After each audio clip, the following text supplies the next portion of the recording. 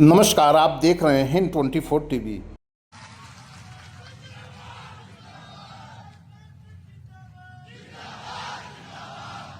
सतीश कुमार यादव को आज से नहीं, वर्षों से मैं जानता हूं। भगवान ने दिल डौल भी हमारे सतीश कुमार यादव को जरा ठीक ठाक दिया है। जिसके सामने भी खड़े हो जाते होंगे, उसको भी नीचे से ऊपर देखने के बाद 4 बार सोचना पड़ता होगा कि भाई इस प्रत्याशी से जरा संभल कर बात करो।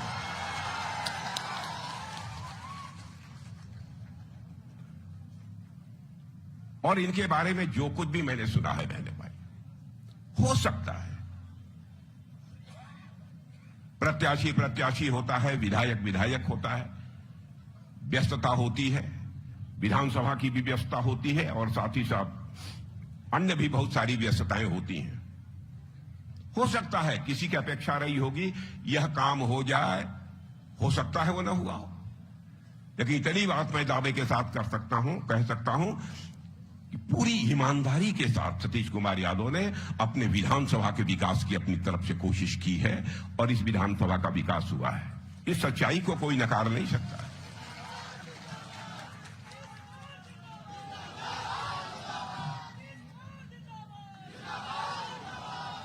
और बहनों भाइयों, आप जानते हैं कि आने वाले वर्षों में मोदी जी के नेतृत्व में हमारी एनडीए ने यह फैसला किया है कि हम बिहार को विकसित बिहार बनाकर रहेंगे। बिहार अब गरीब बिहार नहीं रहने पाएगा। और इस जो कुछ भी मैं कह रहा हूं, पिछले 10-5 वर्षों के अंदर श्री नीतीश कुमार जी की सरकार रहते हुए प्रत्यक्ष आप लोगों ने अपनी आंखों से देखा है। क्या बहनों भाइयों, इसके पहले भी आपने लालू जी की सरकार देखी है, कुछ समय के लिए तेजस्वी यादव की भी सरकार देखी है।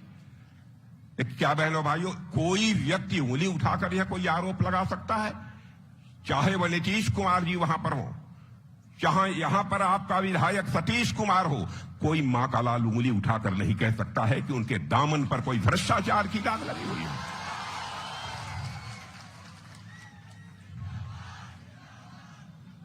जिसका दामन साफ होगा बहनों भाइयों, वही बिहार को विकसित बिहार बना सकता है। आने वाले वर्षों में हम लोग बिहार को विकसित बिहार बनाना चाहते हैं, लेकिन आपको फैसला करना होगा कि आप बिहार को विकसित राज्य बनाना चाहते हैं या फिर उसे फिर से जंगल राज की ओर ले जाना चाहते हैं। मैं आपसे पूछना चाहता हूं, जरा एक आवाज में बतलाइए, क्या बिहार को विकसित राज्य बनाना चाहते हैं कि या फिर से जंगल राज की ओर ले जाना चाहते हैं?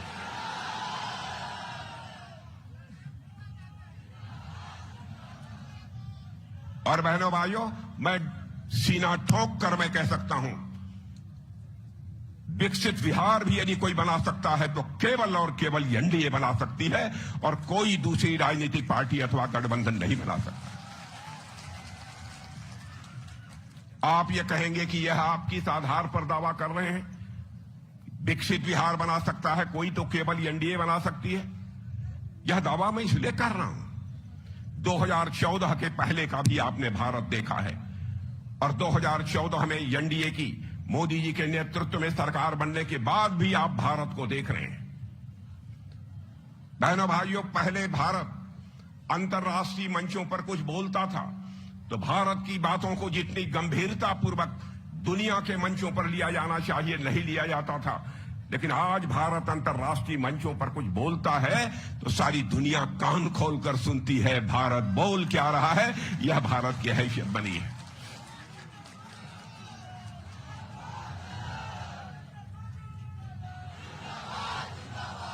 धन दौलत के मामले में जिसे अर्थव्यवस्था का आकार कहते हैं, धन दौलत के मामले में जो हमारा भारत 2014 के पहले दुनिया के देशों में 11वें स्थान पर खड़ा था, आज वो हमारा भारत जंप लेकर दुनिया के देशों में 4थे स्थान पर आकर खड़ा हो गया है मेरे बहनों भाइयों। और आज मैं विश्वास दिलाकर जा रहा हूं, नहीं होगा तो आपके बीच नहीं आऊंगा। और केवल मैं ही यह विश्वास नहीं दिला रहा हूं, दुनिया की मानी जानी फाइनेंशियल फर्म्स, वित्तीय संस्थाओं ने यह दावा किया है कि भारत जितनी तेजी के साथ आगे बढ़ रहा है, अभी सच्चाई को कोई नकार नहीं सकता है कि 2 साल के बाद, 2 साल के अंदर ही यह भारत धन दौलत के मामले में दुनिया के देशों में तीसरे स्थान पर आकर खड़ा हो जाएगा।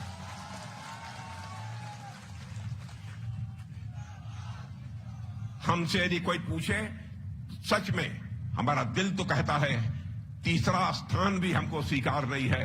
भारत को तो धन दौलत के मामले में दुनिया का नंबर 1 देश बनाना चाहते हैं बहनों भाइयों, और मुझे लगता है कि यह बनकर रहेगा।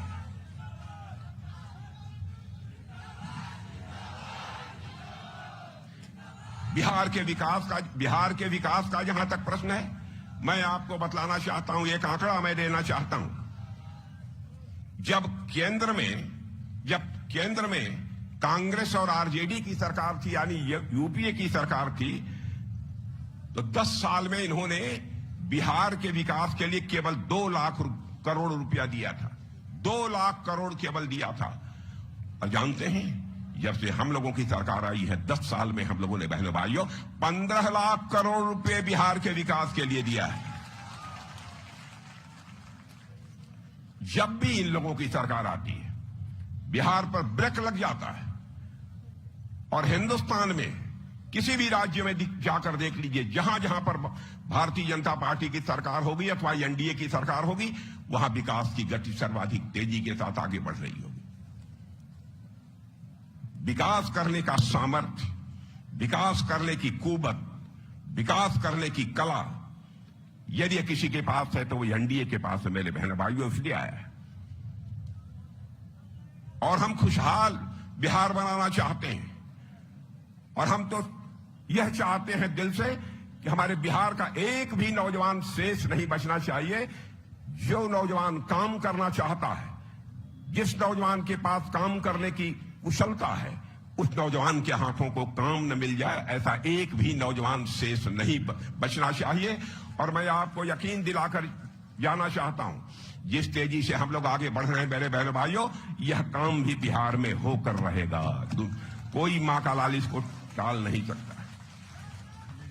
अब मैं सारे आंकड़े यदि अब मैं आपको गिनाना शुरू कर दूं, तो सरकार ने क्या क्या काम किया है, तो लंबा समय लग जाएगा बहनों भाइयों। उस बहुत ज्यादा विस्तार में नहीं जाना चाहता हूं। आप लोगों ने बताया होगा कि यहां क्या क्या काम हुआ है। यहां ही नहीं, पूरे बिहार में क्या क्या काम हुआ है यह भी बतलाया गया होगा। माताएं बहनें यहां पर नहीं हैं, लेकिन मैं पूछना चाहता हूं, घर वालियों को इस बात की जानकारी होगी, अभी 10-10 हजार रुपया देने का जो फैसला हमारी एनडीए सरकार ने, नीतीश जी ने किया था, वह सबको मिल गया है घर घर में माताओं बहनों को, कि नहीं मिल गया? जो कहा है वह किया है। और आप ये कहेंगे भाई आप ही लोग ऐसा क्यों करते हैं? बहनों भाइयों, इसलिए हम करते हैं। हम राजनीति केवल सरकार बनाने के लिए नहीं करते हैं। हम राजनीति केवल सरकार बनाने के लिए नहीं करते हैं। हम राजनीति करते हैं तो देश बनाने के लिए राजनीति करते हैं। दूसरे दलों में और हमारे में सबसे बड़ा अंतर यही है। मेडिकल कॉलेज की संख्या बिहार में कितनी बढ़ी है, यह आपको बतलाने की जरूरत नहीं है। जब आरजेडी आती है, वह कहती है, अरे भाई इस बार हमारी सरकार बना दो, हम तुमको, तुम्हारे बेटे को, घर वाले को, घर वालियों को नौकरी दे देंगे। मैं आपसे पूछना चाहता हूं, कितने लोगों को उन लोगों ने नौकरी दिया है अपने 15 वर्षों की हुकूमत में? और अब वो वादा क्या कर रहे हैं कि हर परिवार में एक व्यक्ति को नौकरी देंगे। बहनों भाइयों, जानते हैं हर परिवार में भी एक नौजवान को नौकरी दे देंगे आज की हालत में, और सरकारी यदि नौकरी दे देंगे तो 12 लाख करोड़ रुपए खर्च होंगे। कहां से 12 लाख करोड़ रुपए लाएंगे? मैं समझता हूं कि बिहार की जनता को इसका जवाब मुझे देना चाहिए, जबकि बिहार का कुल बजट ही 3.17 लाख करोड़ रुपए का है, और केवल रोजगार देने पर 12 लाख करोड़ रुपए खर्च होंगे, तो कहां से लाएंगे? मैं लालू जी से पूछना चाहता हूं, मैं राहुल गांधी से पूछना चाहता हूं, कांग्रेस के सारे वरिष्ठ नेताओं से पूछना चाहता हूं, क्या राजनीति सच बोलकर नहीं की जा सकती? बहनों भाइयों, यदि सार्थक राजनीति की जा सकती है, सेवा भाव से यदि राजनीति की जा सकती है, तो केवल और केवल सच बोलकर ही सार्थक राजनीति की जा सकती है। झूठ बोलकर कभी सार्थक राजनीति नहीं की जा सकती। हमारी देश में सरकार चल रही है, आप देख रहे हैं, नक्सलवाद के मेरे बहनों भाइयों पैर पूरी तरह से उखड़ गए हैं। अभी इस हिंदुस्तान से लोग यह मानते थे कि नक्सलवाद हिंदुस्तान में इतना तेजी से फैलता जा रहा है कि हिंदुस्तान से नक्सलवाद को समाप्त करना अब बहुत ही कठिन काम है। चाहे कितनी भी बड़ी चुनौती क्यों न हो, यदि नीयत साफ हो तो उस चुनौती पर कोई व्यक्ति विजय प्राप्त कर सकता है। मेरे बहनों भाइयों, मैं दावे के साथ कह सकता हूं, और यह काम यदि कोई कर सकती है तो केवल और केवल एनडीए ही कर सकती है। आप कहीं जाइए, डंके की चोट पर आप कह सकते हैं आइए नहीं एनडीए के बिहार में,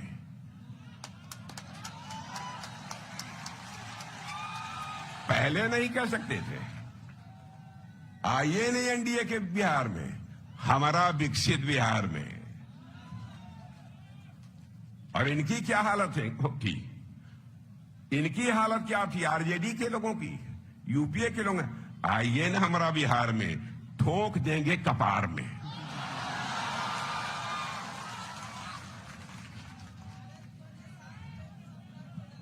यह है अंतर। बहनों भाइयों, हमारे पास आंकड़े बहुत सारे हैं। मैं सारे आंकड़े आपके सामने पेश नहीं करना चाहता हूं, क्योंकि लगभग सारी चीजें आपके सामने आ चुकी हैं। और एक बात और मैं कहना चाहता हूं,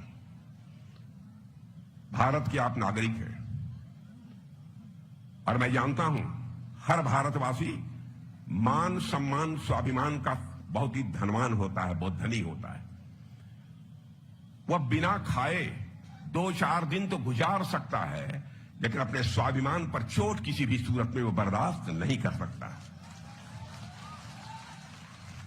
मान, सम्मान, स्वाभिमान के मनुष्य के हृदय की सबसे बलवती भावना होती है। मेरे बहनों भाइयों, चंद्रशेखर आजाद, सरदार भगत सिंह, खुदीराम बोस, अशफाक उल्लाह खां जैसे नौजवानों ने 20 साल, 21 साल की जवानी में हंसते हंसते फांसी के फंदे को चूम लिया था, तब जाकर यह भारत आजाद हुआ है। उस स्वाभिमान की भावना की रक्षा भी यदि कोई कर सकता है तो केवल और केवल एनडीए कर सकती है, भारतीय जनता पार्टी कर सकती है, और कोई दूसरा नहीं कर सकता।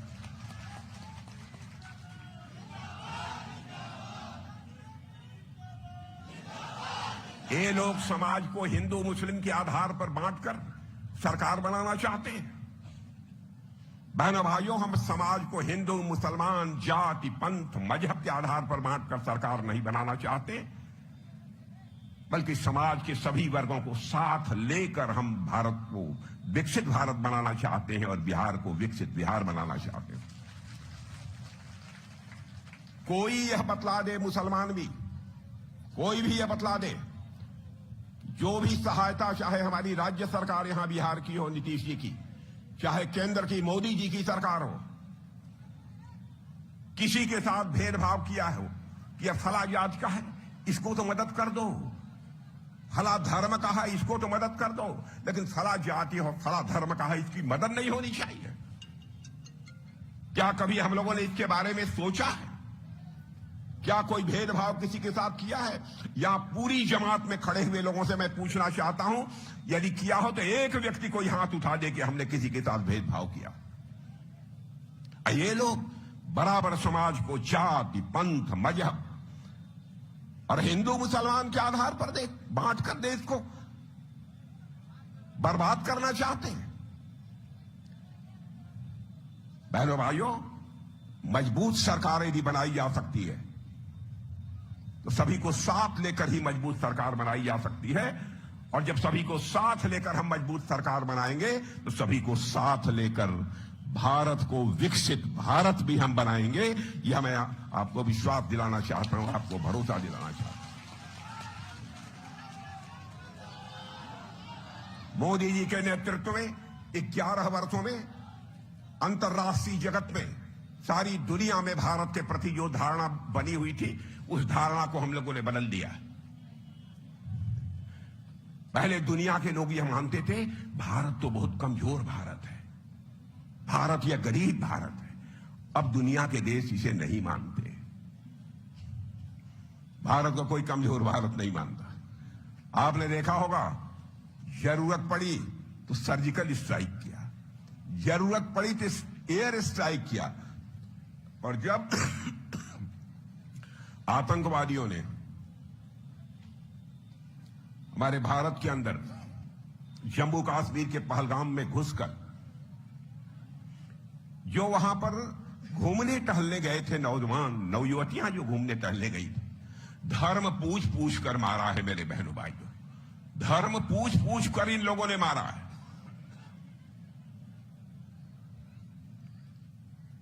और पाकिस्तानी लोग यह मानकर चल रहे थे बहुत बड़ा करिश्मा कर दिया है। लेकिन उसके बाद आपने देखा कि हम लोग बैठे, प्रधानमंत्री जी ने कहा कि राजनाथ जी सबको खुली आजादी, आगे बढ़िए।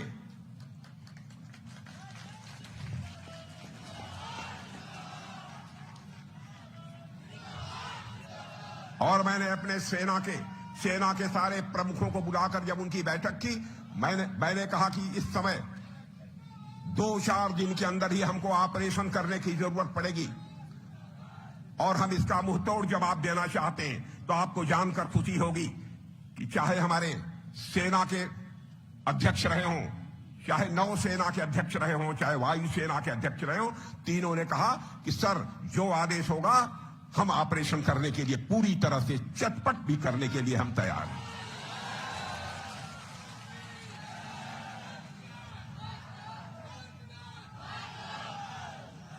और बहनों भाइयों, आपने देखा है, आपने प्रत्यक्ष देखा है, आपको टेलीविजन के माध्यम से भी आपको जानकारी मिली होगी, हम लोगों ने ऑपरेशन सिंदूर के माध्यम से केवल उन्हीं ठिकानों पर अटैक किया जहां पर कि आतंकवादी संगठन चलते थे, जहां पर आतंकवादियों के केंद्र थे। हम लोगों ने किसी पाकिस्तानी आम नागरिक के ऊपर कोई हमला नहीं किया। यह हम लोगों की सोच है। लोगों ने कहा साहब धड़ल्ले से मारिए, कोई मर जाता है मर जाए, इसकी चिंता मत करिए। लेकिन हम भारत के लोग हैं मेरे बहनों भाइयों, जो कि हमारे घर की माताएं बहनें घर में यदि आटा गूंथती होती हैं तो बगल से यदि चींटी कोई गुजर जाती है तो थाली से आटा निकालकर उस चींटी के भी खाने के लिए उसके दीर्घजीवी होने की कामना करते हुए उसके सामने डाल दें। और मैं मुस्लिम भाइयों से भी कहना चाहता हूं, ये लोग हिंदू मुसलमान के आधार पर मुस्लिम विरोधी होने का हम लोगों के ऊपर आरोप लगाते हैं। भारत वह देश है दुनिया का जिस देश के रहने वाले ऋषियों और मनीषियों ने भारत की सीमा में रहने वाले लोगों को ही अपने परिवार का सदस्य नहीं माना है, बल्कि पूरे विश्व की धरा पर रहने वाले लोगों को अपने परिवार का सदस्य मानते हुए वसुधैव कुटुंबकम का संदेश सारी दुनिया को, दुनिया के किसी एक देश की धरती से गया है तो केवल और केवल हमारे और आपके देश की धरती भारत से गया है। मेरे बहनों भाइयों, पूरा विश्व ही हमारा परिवार है। इसलिए हम लोगों ने जब केवल आतंकवादियों के ठिकानों पर हमला किया, और बहनों भाइयों उन्होंने 25-26 लोगों को मारा था, धर्म पूछकर मारा था, लेकिन हम लोगों ने धर्म पूछकर नहीं मारा, हमने उनका कर्म देखकर मारा। मेरे बहनों भाइयों, उनका कर्म देखकर मारा।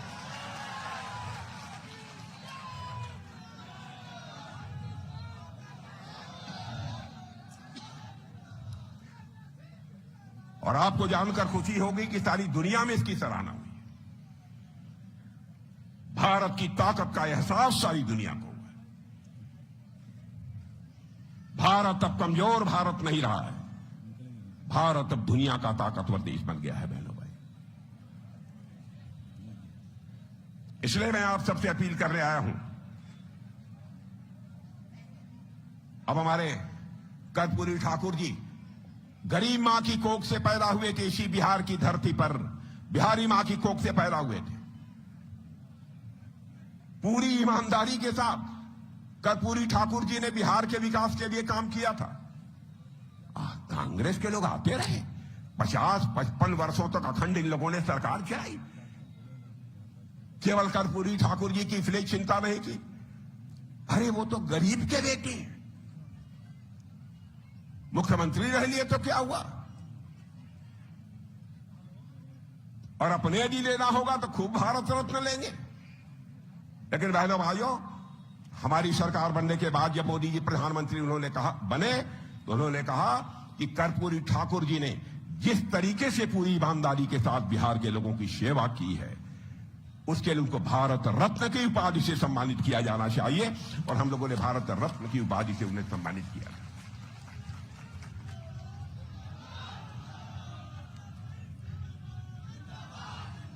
और बहनों भाइयों, हम लोगों का घोषणा पत्र जारी हो चुका है। घोषणा पत्र जारी हो चुका है। बहुत सारी बातें उस घोषणा पत्र में कही गई हैं। और जैसा हमको सतीश कुमार यादव जी ने बतलाया है कि शायद उसकी जानकारी काफी आप लोगों को मिल चुकी होगी कि हम लोग क्या क्या करने वाले हैं। विश्वास रखिएगा, जो कुछ भी घोषणा पत्र में हम लोगों ने कहा है, अक्षरशः उसका पालन करेंगे, अक्षरशः उसका पालन करेंगे। अब आप ये कहेंगे कि आपके ऊपर कैसे विश्वास कर लिया जाए कि आप अक्षरशः पालन करेंगे। मैं आपको एक उदाहरण देता हूं। 2014 में मैं भारतीय जनता पार्टी का राष्ट्रीय अध्यक्ष था। मोदी जी प्रधानमंत्री पद के उम्मीदवार थे। बहनों भाइयों, बार बार मोदी जी हमसे कहते थे, हम दोनों लोग जब बैठते थे, कहते थे कि राजनाथ जी, इसको जरूर दिखवा लीजिएगा कि घोषणा पत्र में जो चीजें कही जा रही हैं, सरकार बनने के बाद उसको पूरा किया जा सके। मैंने कहा नहीं, पूरी सावधानी बरतूंगा। और एक एक वादे को हम लोगों ने पूरा किया। पढ़े लिखे यहां पर नौजवान हैं, उठाकर हमारे घोषणा पत्रों को 2014 के देख लें। 2019 में जब घोषणा पत्र बनने लगा, तब भी मोदी जी ने कहा कि जो घोषणा पत्र बनेगा उसको यदि कोई देखे, किसी की देखरेख में होगा तो राजनाथ सिंह की देखरेख में होगा। अब उस समय का भी घोषणा पत्र हमारी देखरेख में बना था। आप उठाकर देख लीजिए, एक एक वादे को पूरा किया है। 2024 में भी जो घोषणा पत्र बन रहा था, तो उन्होंने कहा कि राजनाथ जी, आप ही घोषणा पत्र देख लीजिए, कहीं गड़बड़ न हो जाए, कोई ऐसी बात न उसमें हो जाए जो कि पूरी ही न की जा सके। इस हद तक जाकर चिंता करना, ताकि हमारी विश्वसनीयता के ऊपर, हमारी साख के ऊपर किसी भी सूरत में सवालिया निशान नहीं लगना चाहिए। यह हम लोगों की सोच है। तो आज अपने घोषणा पत्र में जो कुछ भी कहा है, आप लोग उठाकर एक एक पॉइंट पढ़ लीजिएगा मेरे बहनों भाइयों। में 5 वर्ष के अंदर सारी की सारी चीजें पूरी होकर रहेंगी। दुनिया की कोई ताकत नहीं टाल सकती है। इसलिए मैं आप सभी से निवेदन करता हूं कि हमारे सतीश कुमार यादव को मेरे बहनों भाइयों बम्पर वोटों से जिताइए। पिछली बार कितने जिताया था इन लोगों ने? अच्छा अच्छा अच्छा अच्छा 10 में 13,000 जीते थे। 2 बार बताइए। चलो अच्छा, वो जो हो गया सो हो गया। लेकिन बहनों भाइयों, मुझे तकलीफ है। ऐसा व्यक्ति चुनाव यदि हारता है, क्या होगा देश का। लेकिन मेरे बहनों भाइयों, जो भी कमी रह गई हो अब तक की, यदि सचमुच ईमानदारी से आप मुझे वचन देना चाहते हैं, हाथ उठाकर तालियां बजाकर बतलाइए। इस बार हम सारी कमी को पूरा करेंगे।